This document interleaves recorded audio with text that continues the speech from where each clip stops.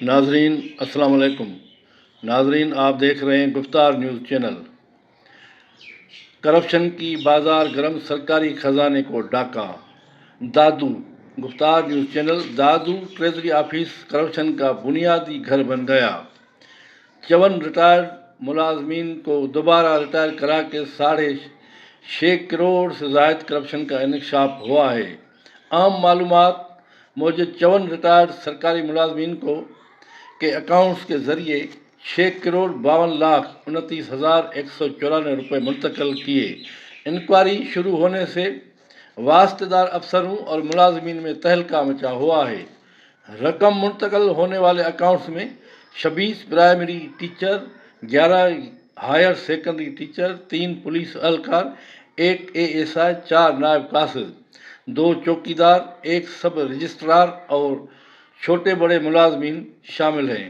Treasury افسروں نے سخی حاتم تائی بن کر سرکاری خزانے سے ریٹائر ملازمین کے کیسز کو ریوائز کر کے پینشن کی رقم بڑھا کر آدھے تمہارے آدھے ہمارے کے کاروبار کے تحت کرپشن کر کے رقم مختلف بینک اکاؤنٹس میں بھیج دی ہے۔ اس گھنونے کاروبار میں ٹریجری آفس کے افسر، جن میں ایڈیشنل اکاؤنٹس افسر اور آڈیٹر شامل ہیں۔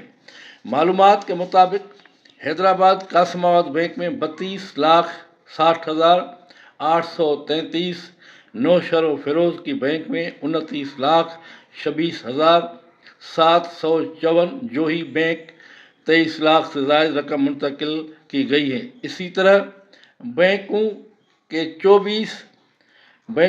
54 اکاؤنٹس میں 6,52,29,194 منتقل کیے گئے ہیں۔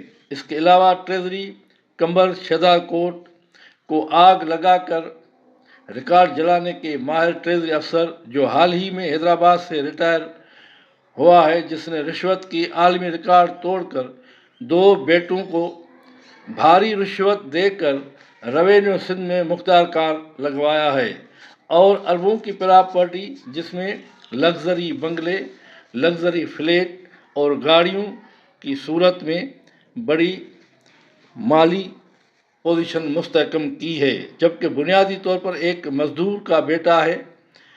وزیر اعلیٰ سندھ کو لیٹر بھیجنے کے بعد انکوائری ٹیم بنائی گئی ہے، جو ان افسران کے خلاف انکوائری کرے گی۔